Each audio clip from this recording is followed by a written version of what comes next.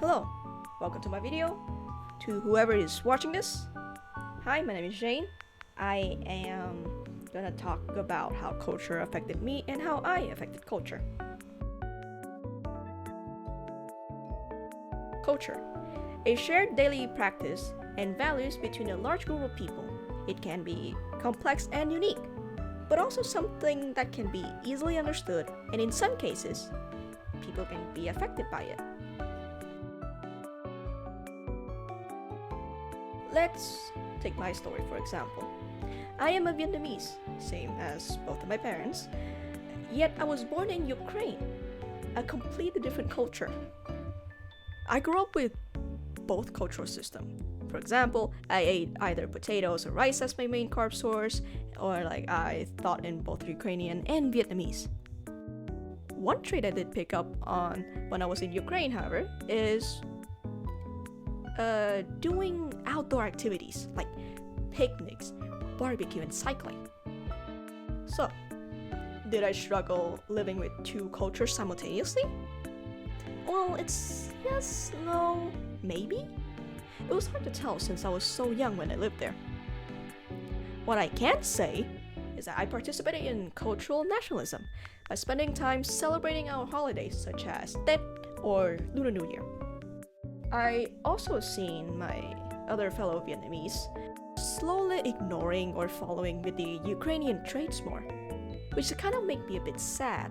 Moving on. Next place I lived in was in Vietnam, and the first thing that I noticed was the infrastructure. The buildings are closer, more compact, crowded. There was also less greenery.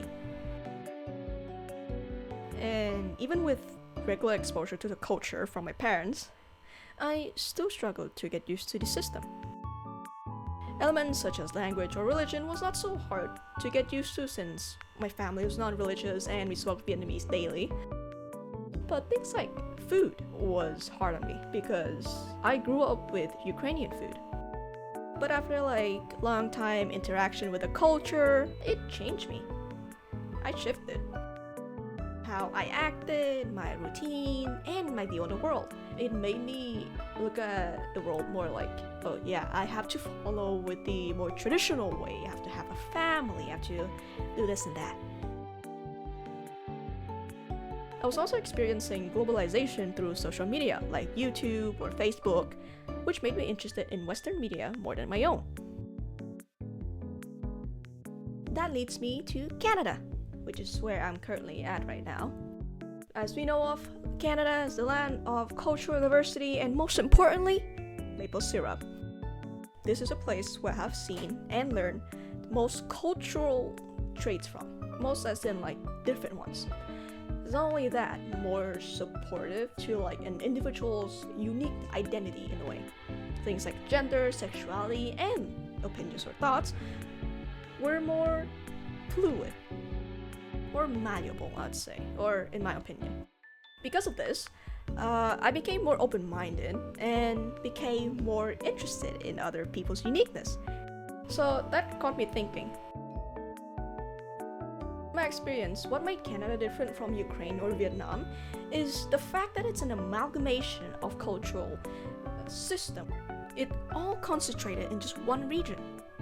Just living here for a few years, I was able to exchange cultural traits. I was able to learn and participate in other cultural systems, and I even tried to see if I am suitable enough to even shift to some of them.